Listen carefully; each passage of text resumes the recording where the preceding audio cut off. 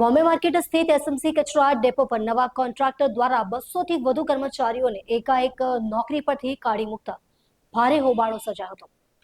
છેલ્લા 15-20 વર્ષથી door to door કચરો એકત્રિત કરતા કર્મચારીઓને 25 તારીખથી કામ પર ન આવવા આદેશ આપી દેવાયો છે।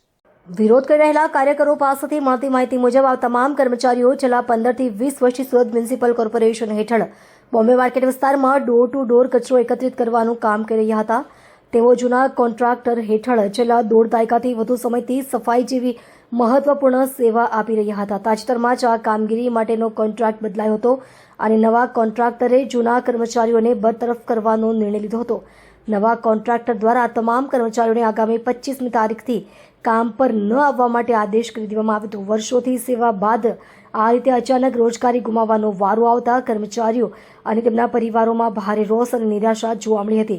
આથી તેમણે સામૂહિક વિરોધનો માર્ગ અપનાવ્યો હતો। જોકે વિરોધ વચ્ચે કર્મચારીઓએ વધુ ગંભીર આરોપો પણ લગાવ્યો છે।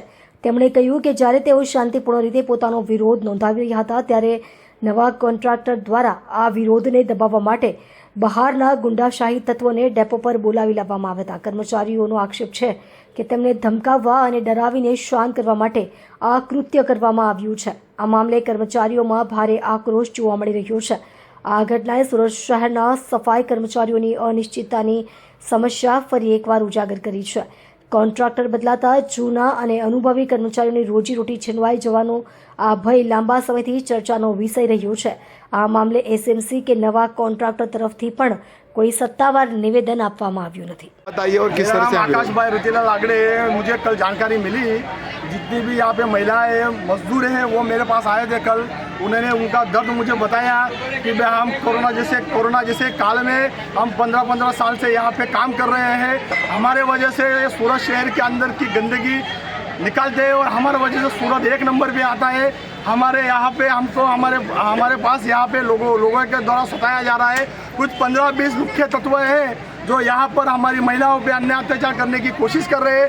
यहाँ के युवाओं को धमकी दी जा रही है कि भाई हमारे पास पैसा का पावर है, हमारे पास सत्ता का पावर है।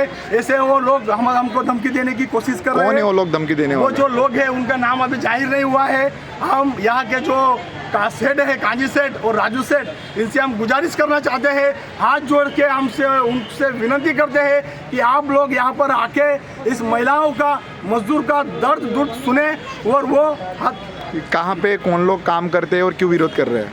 यहाँ पे जो लोग काम कर रहे हैं 15-20 सालों से, आज उनसे विरोध करना चाह रहे हैं। उन लोग इतना चाहते हैं कि भाई हमारी रोजी रोटी जो चली गई है वो हमारी रोजी रोटी हमको मिले। कहाँ पे जॉब करते हैं ये लोग सब? ये जीडीसी जिगट ट्रांसपोर्ट जो है बॉम्बे मार्केट के पास, वो वहाँ पर लोग जॉब कर रहे हैं। कितने लोगों को मना कर दिया गया है? कम से कम 10-12 सुपरवाइजर को और 30-40 मजदूर वर्ग को मना कर दिया है। और जो इसके खिलाफ आवाज़ उठा रहा है उसको धमकी मिल जा रही है, मारने की धमकी मिलती है, या बता रहे हैं कि आग अगर गाड़ी पे चढ़ते हैं तो हम उतार देंगे। आपकी रोजी रोटी छीनने का काम कर रहे हैं। यहाँ की जो है मैनेजर जो सेठ लोग हैं वो यहाँ पे लोगों को तानाशाही कर रहा है। वो हिटलर की औलाद है, यहाँ पे मजदूर को धमकी देने का काम कर रहे हैं।